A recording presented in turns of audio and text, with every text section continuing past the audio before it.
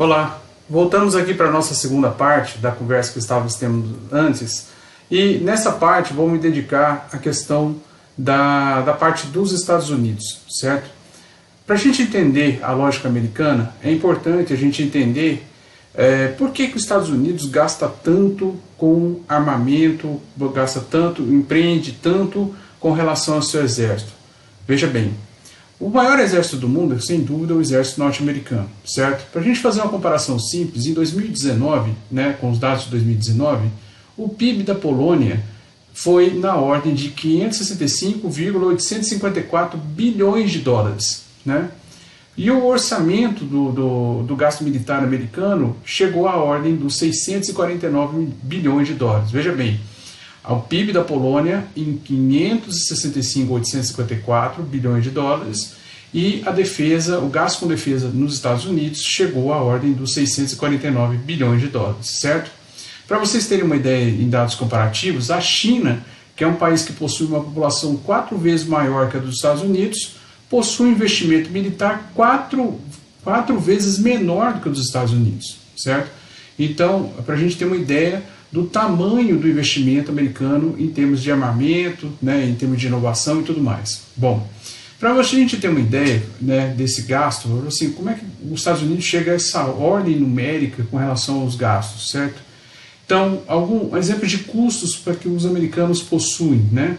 Um tanque Abrams, por exemplo, né, usado bastante pelo exército americano, chega à ordem dos 6 milhões de reais, 6 milhões de dólares, desculpa, né?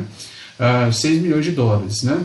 Um caça F-35, estou falando de equipamentos atuais, chega à ordem dos 100 milhões de dólares. É o caça mais caro existente no planeta hoje, ok? E um soldado americano, né, na ordem de investimento, na ordem de 10 mil dólares, né, de manutenção anual, né, de um soldado americano em termos de equipamento, daquele que usa capacete, roupa e tudo mais, ok? Bom, para a gente fazer uma comparação, o exército de alguns países colocado aí chega à ordem de 500 a 1.000 dólares em termos de equipamento, né, para o soldado se manter em termos de equipamento, roupa, né, armamento e tudo mais, né? Então, a média de um soldado americano, de um custo de um soldado americano, é em torno de 10 vezes mais um soldado razoável de um país em desenvolvimento, por exemplo, certo? Mas aí a gente pergunta, né, os Estados Unidos gastando essa ordem, esse volume de dinheiro, comprando equipamentos que são caríssimos, vamos falar assim, e os Estados Unidos precisam gastar tanto, né? Bom, a história nos mostra o seguinte, né? No começo do exército americano, justamente na sua formação de coalizão, né, na sua história, no seu processo de formação histórica dos Estados Unidos, na famosa Guerra de Secessão e tudo mais, né? E a partir do momento que os Estados Unidos se mostra coeso após a sua independência, né, os Estados Unidos, com o aprendizado, por exemplo, com relação à Primeira Guerra, à Segunda Guerra, é um território que ele está protegido basicamente pela vizinhança com 2 grandes oceanos, o Oceano Atlântico e o Oceano Pacífico, tendo o México, né, abaixo, ao sul, e o Canadá ao norte. Então, na verdade, os Estados Unidos não precisaram investir tanto, né, em termos de soldados de ataque terrestres e tudo mais, porque você, diferentemente, por exemplo, de uma Alemanha que está cercado de países, né, dentro do continente europeu, os Estados Unidos têm essas proteções naturais. Obviamente, né, então, o exército americano, né, o investimento em gastos do exército americano, ele se concentra mais na questão de viabilidade marinha, né, vamos falar assim, né? Então, o investimento em barcos de guerra, navios de guerra, porta-aviões, que te dá uma mobilidade imensa, vou falar assim, em termos de tanto, não só de defesa, como também de ataque, né? Uma vez que você está levando um porta-aviões que carrega muitos caças, né, modernos e tudo mais, então isso dá uma mobilidade. E a questão, então surge uma ordem, vou falar assim, conhecida historicamente nos Estados Unidos, chamada de doutrina Marham. Essa doutrina Marham dizia o seguinte, que por esse contexto dos Estados Unidos estar protegido, né, por oceanos e tudo mais, a questão numérica, vamos falar assim, né, de reprodução de porta-avião, reprodução de navios de guerra, domínio de bases, né, portuárias durante o mundo inteiro, né, vamos falar assim, e tudo isso, esse grande investimento americano, justamente para proteger o seu comércio, né? Então, os Estados Unidos, como uma grande potência econômica, né, ele faz comércio com navios transatlânticos, navios cargueiros e tudo mais, e ele precisa então de um exército, né, grande, né, com bases militares, né, em ilhas, pequenas ilhas e tudo mais, né, na encosta de todos os continentes, justamente para dar proteção para o seu transitar econômico, ok? E foi justamente isso, né, esse ataque, vamos falar assim, a uma dessas bases, por exemplo, localizadas no meio do Oceano Pacífico, por exemplo, que fez os Estados Unidos entrar na Segunda Guerra Mundial. Vamos lembrar, por exemplo, do ataque a Pearl Harbor, né? O ataque a Pearl Harbor não só matou 2.400 homens pelo ataque japonês, mas como também destruiu, né, vamos falar assim, todo aquele potencial americano de navios e porta-aviões e tudo mais que estavam basicamente ancorados em Pearl Harbor, né? Então você basicamente tira a defesa americana, né, anula a defesa americana naquele momento com relação à vigília do Pacífico, né?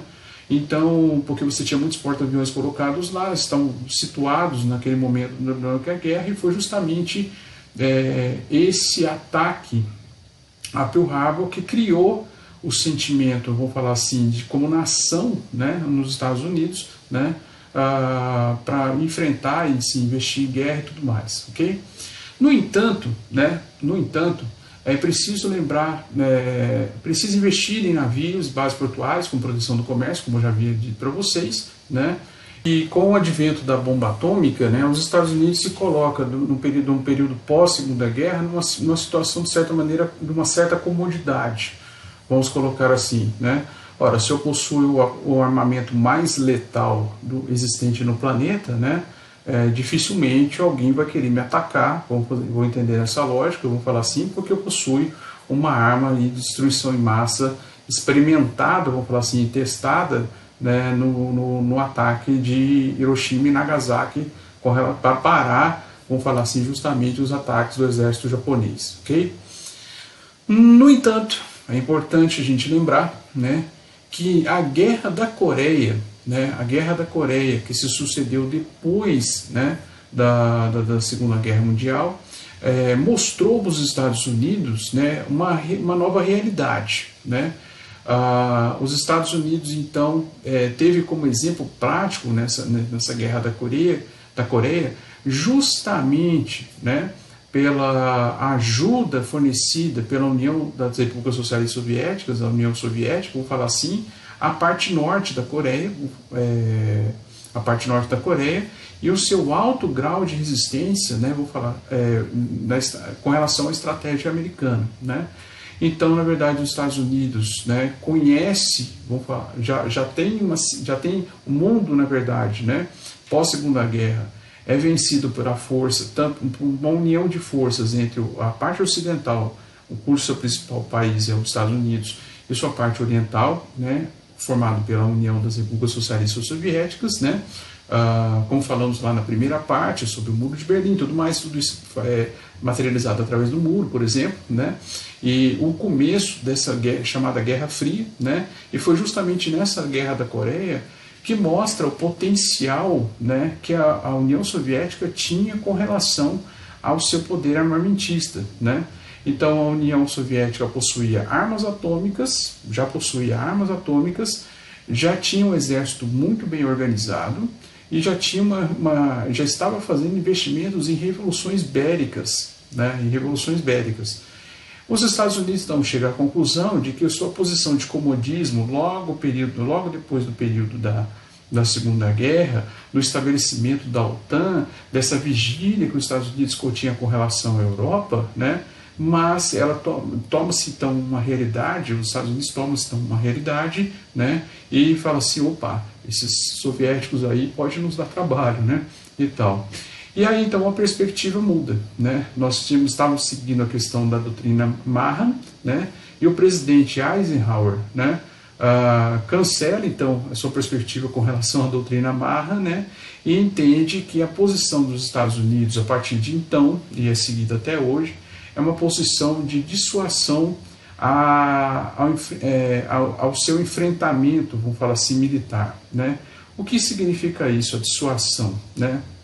O ato de dissuadir o inimigo, né, de um ataque com relação ao maior exército do mundo. Então, ele tem que se colocar como o maior exército do mundo, numericamente falando, né, mas ele tem que se tornar o exército mais perigoso, porque o exército que possui maior número de tecnologia, a maior tecnologia presente no planeta, né, e isso deixa, de certa maneira, o lado contrário, né, bem ressabiado, né, ao enfrentar um grande país como os Estados Unidos, tendo o maior exército do mundo, mais bem equipado, mais tecnológico e tudo mais, e tudo isso que justifica a enormidade de gastos, né, dado pelos Estados Unidos. Então a estratégia de dissuasão que começa com o Eisenhower, né, ele justamente vai, né, no encontro de uma ideia, vou falar assim, aplicada pelos Estados Unidos, que você não precisa ter um número muito grande de soldados, né, mas você precisa ter um pouco mais de tecnologia, certo? E essa tecnologia era voltada à questão, né, de uma defesa, né, totalmente eficiente, né, de uma defesa, por exemplo, principalmente antiaérea, de uma defesa bem colocada, vamos falar assim, de uma capacidade de ataque à distância. Isso tudo envolve fatores de tecnologia, desde um processo de GPS, um dado de precisão e tudo mais, e a questão da espionagem feita atualmente através de drones, né? Então você tem a questão da vida humana, vou falar assim, de certa maneira, sendo preservada, né? Justamente porque você possui uma tecnologia paramentada com drones de espionagem e tudo mais. Então os Estados Unidos, ele adota essa estratégia. Então, ser o líder mundial, né, em termos de capacidade bélica, de capacidade tecnológica, significa que você tem o melhor sistema de defesa, né, e você também possui o melhor sistema de ataque, porque esse sistema de ataque é precedido, vamos falar assim, de um sistema de espionagem muito bem feita, né, de modo que você possa já ter conhecimento do campo inimigo, de modo que você possa preparar bem os seus ataques com uma maior inteligência, que não depende mais de um numeroso exército de soldados, né, aonde você tem um ataque ali a eficiência conseguida, vamos falar assim, com muitas perdas de vidas e tudo mais. Então, os Estados Unidos se torna líder e tem que manter essa posição, né, de líder tecnológico no mundo, né? Porém, a gente tem, na verdade, né, uma conta a ser dividida aqui, né? Os Estados Unidos, né, pelo seu lado liberal, pelo seu grande aporte de empresas de tecnologia e tudo mais, né, pelo seu empreendedorismo, né, ele possui um complexo militar. E o que significa isso? Que nesse complexo militar você tem um somatório de forças entre a vontade do Estado, né, e o investimento em empresas, e investimento maciço em empresas, né, e tal. Vou dar um exemplo disso, né? Quando os Estados Unidos, no início da década de 90, né, eles soltam então um edital público para as empresas americanas, né, dizendo que ele tinha intenção a longo prazo de construir um jato, um caça, vamos falar assim, um caça, né, de alto poder tecnológico, né, com um certo prazo para ser inventado e produzido, né, e tal. Uma empresa americana ganha isso, trabalha durante anos com relação à concepção desse caça, e há pouco tempo a gente tem então a concepção do caça F-35, que é hoje o caça mais caro, né, do mundo, em valores que eu já falei, na ordem de 100 milhões de dólares. Né? Então veja bem, um caça é muito caro, né? 100 milhões de dólares não é um caça disponível para qualquer país que queira investir, né? Em termos de defesa e ataque e tudo mais, né? No entanto, então, quando você é líder mundial, né, possui as melhores empresas de tecnologia, aquilo que é essencialmente necessário na construção de um caça ou de um tanque, né, e tudo mais, isso tudo que dá inteligência, né, a ordem de defesa e ataque do exército estadunidense, né, você passa a ser também detentor, único e exclusivamente, de um produto que o mundo não tem, né. Então, recentemente, por exemplo, a Noruega fez encomenda, por exemplo, desses caças, né, que os Estados Unidos têm, enquanto os Estados Unidos reverte, né, vamos falar assim, investimentos em novas tecnologias para se manter no patamar de liderança e produção de tecnologia nessa base armamentista, ele passa a ser vendedor também desses caças e de outras estruturas bélicas inventadas, né, e inovadas por essa tecnologia americana que o mundo tem. Mas veja bem, os Estados Unidos, ele possui um lado geopolítico, né, que estamos tratando aqui, né, de uma fácil compatibilização dessa tecnologia que é fundamental, né. Então, por exemplo, quando você tem um caça americano, né, produzido tipo F-35, né, como já ressaltado no primeiro vídeo, a gente tem, né, o fornecimento, por exemplo, de uma aviônica por parte de empresas americanas, né, e sem aviônica o caça ele basicamente se torna um negócio só para fazer sombra no chão, né, e tal. Então, quando você tem não só o equipamento em si, mas principalmente a tecnologia embarcada nele, né, quando alguém compra e tudo mais, né. Então a gente tem hoje, por exemplo, um gasto americano na ordem de 649 bilhões de dólares, né? Ao mesmo tempo que os Estados Unidos, só no ano passado, em 2019, fecha, né, um total de venda na ordem de 400 bilhões. Opa! Então a gente tem um gasto em 649 e uma receita e uma entrada de recursos na ordem de 400 bilhões de dólares. Ou seja, né, ainda você tem, né, um gasto maior por parte dos Estados Unidos, mas veja bem, o gasto não é tão grande como a gente pensava, né? Então você tem uma receita na ordem de 400 bilhões de dólares, que foi os dados fechados do ano passado, 2019, né, suprimindo aí um total de gastos de 649, certo? Bom, e logicamente não é só isso, né?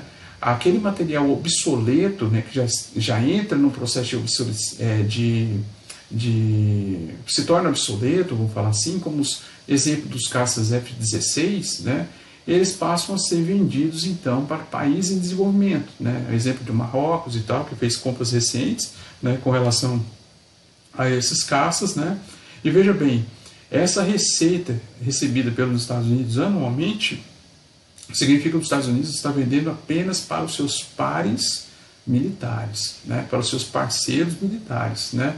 Isso é importante dizer porque justamente nesses acordos geopolíticos, onde você tem uma dedicação de venda de um país que produz tecnologia bélica, né, para esses países que fazem parte do seu acordo militar, né, então os Estados Unidos, de certa maneira, controla os conflitos, mesmo que ele não se envolva diretamente, né, mas ele pode criar restrições, vou falar assim, não só impedindo que os países, mesmo os países parceiros, desenvolvam tecnologia armamentistas, né, e tudo mais, mas pode interferir também em conflitos diretamente quando você tem um dos parceiros estando, por exemplo, num estado de guerra com o outro, né, ou quando dois parceiros se estranham, vamos falar assim, você como fornecedor de tecnologia para os dois, você pode, de certa maneira, amenizar as coisas, ameaçando, por exemplo, o fornecimento de material bélico, né, e tudo mais. Então, por exemplo, aqui no Brasil a gente tem um potencial, né, tinha, na verdade, porque foi uma empresa privatizada, né, com relação à Embraer, né, então a gente tinha um potencial de produção de caças, por exemplo, de ajuda, não com uma tecnologia tipo o F-35, mas você tinha um certo potencial com relação a essa produção, né? E de certa maneira houve por parte dos Estados Unidos alguns boicotes com relação a dizer para as empresas americanas que vendem aviônica, por exemplo, né, só lembrando esse fato, né, restringindo, por exemplo, a venda do tipo, olha, você quer vender para o Brasil, você vende, mas você perde os Estados Unidos como parceiro comercial. E, logicamente, o Brasil, os Estados Unidos, como maior exército do mundo, o que mais gasta em armamento, não é interesse de nenhuma empresa, principalmente americana, ou seja, ou europeia, né, que detém esse tipo de tecnologia, perder um parceiro tão grande como os Estados Unidos, ou um país de elite, vamos falar assim, certo? Então, a gente fica aqui sempre à sombra, né, vamos falar, desse jogo, de certa maneira, imperialista que os Estados Unidos trabalham tão bem, né?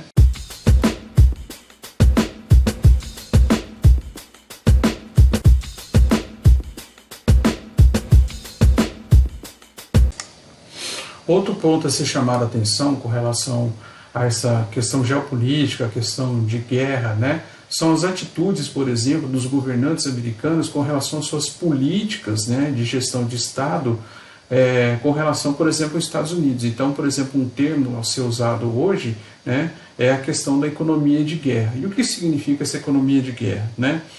Numa situação adversa, quando você tem um conflito armado, uma situação tensa em algum dado, que tem o envolvimento direto dos Estados Unidos, né, na situação, ou mesmo nessa situação de 2020, que estamos enfrentando a pandemia, né, ao qual o presidente Donald Trump já anunciou, vamos falar assim, que se trata basicamente de uma guerra contra um inimigo invisível, né, então você tem o envolvimento, por exemplo, das Forças Armadas com relação a isso. A gente tem uma situação adversa que pode acontecer justamente por causa desse conflito armado ou por uma situação de pandemia como essa, certo? Nessa economia de guerra significa que você direciona basicamente a produção do seu país, né, para o enfrentamento desse conflito, né? E como é que isso funciona? Então você tem um direcionamento da produção para o país, para o atendimento a essa demanda de ocasião, né, dessa demanda específica e tudo mais, né? E a gente pode dizer, por exemplo, dar um exemplo do que aconteceu na Segunda Guerra Mundial, né? Quando você tem a entrada dos Estados Unidos a partir de Pearl Harbor, né?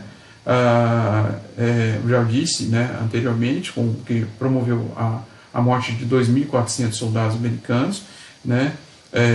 E logicamente toda a perda de material bélico, né, que protegia, né, que dava essa segurança para os Estados Unidos no Pacífico, né?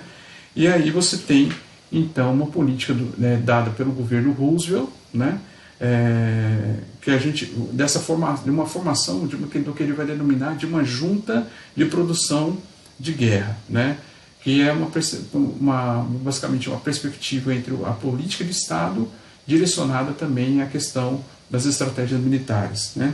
A função dessa junta, né, é coordenar o trabalho, né, das fábricas que tinham capacidade de produção de suprimentos para a guerra, né, em todas as frentes, certo? Seja qualquer coisa que a fábrica tenha a capacidade de produzir voltado para a guerra, de fornecimento de material para a guerra, a fábrica ela entra, né, ela deixa de produzir aquilo que ela produz de origem e passa a produzir, né, material voltado para esse enfrentamento, né, É justamente isso que algumas empresas americanas estão fazendo hoje com relação à pandemia, né? Então, passam a fabricar outras coisas, né? Assim como não só material de proteção, mas uma busca incessante com relação a uma cura, medicamentos, né? E tudo mais, né? Então, o exemplo da indústria automobilística americana aconteceu, por exemplo, justamente com os anos. Em 1941, a produção de carros nos Estados Unidos chegou à ordem de 3 milhões de veículos novos, né? Em 1943, os Estados Unidos, como um todo, produziu apenas 139 carros. Veja bem, em 1941, houve uma produção de 3 milhões de unidades de veículos, e em 1943, essa produção foi de apenas 139 carros. Não estou falando de 139 mil carros, estou falando de 139 carros apenas, né? Mas então quer dizer que essas indústrias pararam? Não. Essas indústrias estavam produzindo caminhões, aviões, armas, né, armamento e tudo mais.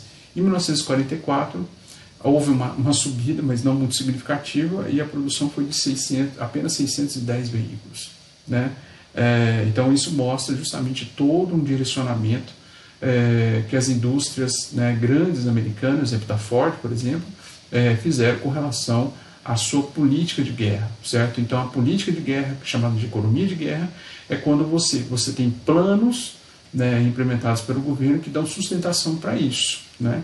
Então, quer dizer, essas indústrias deixaram de ganhar, elas deixaram de pagar funcionários e tudo mais para produzir para o Estado? Não, elas eram sustentadas justamente por essa compra do Estado.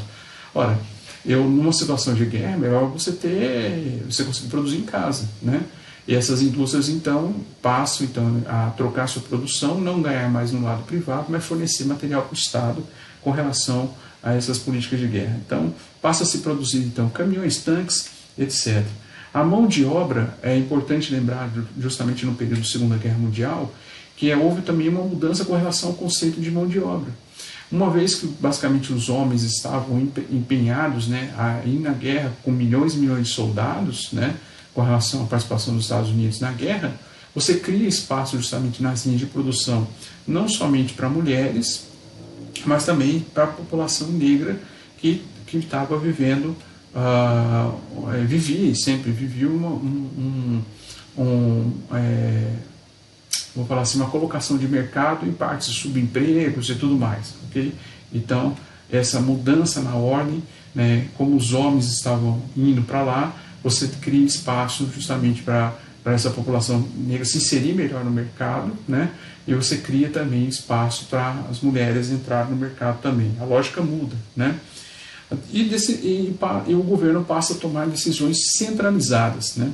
Dentro dessas decisões centralizadas, a gente pode falar aonde o governo escolhe aonde ele vai aplicar melhor a matéria-prima, né?